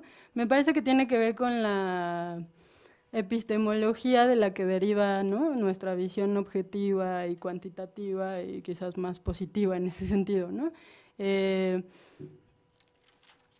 Creo que sí es necesario que sistematicemos los resultados de investigación cuando hacemos trabajo de activismo, ¿no? Porque también nos dan evidencia valiosa, ¿no? Pero que en ese sentido, bueno, hay una discusión tradicional sobre la objetividad, ¿no?, cuando hacemos investigación como en este corte o en este lado de la ciencia, ¿no? Y que en ese sentido pues es necesario pues sí establecer un compromiso metodológico que haga la diferencia. Cuando uno hace investigación cualitativa quizás es muy importante reconocer, ¿no?, que uno está en cierta posición y no en otra, mientras que cuando uno hace investigación en salud, que es específicamente investigación cuantitativa, pues hace falta colocarse, o es una exigencia epistemológica colocarse en un lugar como mucho más objetivo, ¿no? Entonces, nada más eso.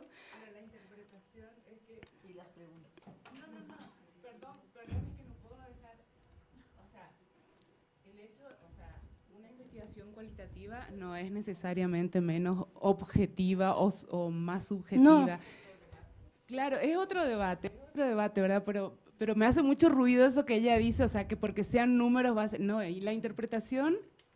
Es que no me parece que tenga que ver con los números, sino con el proceso en el que se construye, con la visión epistemológica que implica sentarse como en cierto papel para preguntar, y por otro lado con esta cosa que yo les decía antes sobre no describir la experiencia traumática de quienes están en contra de la despenalización, pero tampoco describir la experiencia pormenorizada que algunas feministas podríamos como pues simplemente desechar o pensar como intrascendente, porque como bien decía Rafaela, hay mujeres que van a ir a la ILE, que es probable que desarrollen una sintomatología o un trastorno, sea por las condiciones previas, por las condiciones de la ILE, lo que sea, ¿no?, y que necesitan atención, ¿no?, y que en ese sentido pues es muy importante tener como claras, digamos, estas formas o la forma en la que se construyeron estas aseveraciones, ¿no?, sobre la toma de decisiones y sobre las cifras, porque claro, el número no dice nada, ¿no? Incluso uno pues tiene herramientas estadísticas que podría manipular para relacionar el peso al nacer y el estado civil en la adultez, ¿no? Pero lo importante es como la construcción del argumento que acompaña esa cifra, ¿no?